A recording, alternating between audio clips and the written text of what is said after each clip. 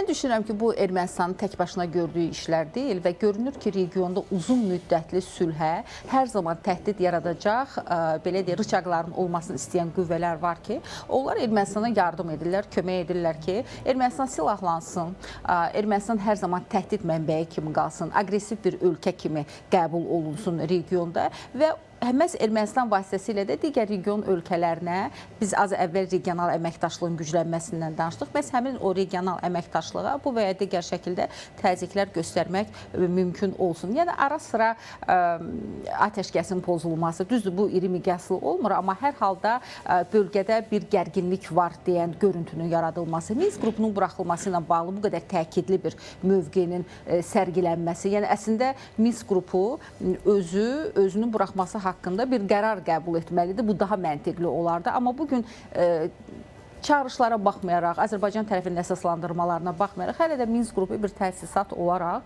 öz fəaliyyətini davam etdirir. Eləcə də söylədiyiniz Ermənistanın ifrat dərəcədə silahlandırılması və hələ bu azmış kimi hərbi ittifaqlara da cəlb olunması. Yəni, az əvvəl biz Birləşmiş Ştatlarla Ermənistan arasında, düz bu Biden hökuməti dönəmində baş vermişdi. Yüksək səviyyəli hərbi dialoqun keçirilməsinin əlbəttə ki, şahidi olduq ki, bu özü də başa düşülməz idi. Yəni, madəm ki, Ermənistan və Azərbaycan sülh müqaviləsi imzalamağa doğru gedirlər və biz regionda sülhdən danışırıq, onda aqressiv bir ölkəni və müharibə əfəl ruhiyyəsinin müəyyən, belə deyək, cəmiyyətin müəyyən hissəsinə, xüsusən radikal müxalifətdə hökm sürdüyü bir cəmiyyətin olduğu ölkədə nə üçün bu cür addımlar atılır? Eyni zamanda mən xüsusi qeyd etmək istəyirəm ki, ara-sıra Ermənistanın Müdafiə Nazirinin kifayət qədər fəallaşması və onun xarici səfərləri eyni zamanda, yəni bu vaxta qədər qeydə alınmayan, hətta Fransanın Müdafiə Nazirinin Ermənistana səfəri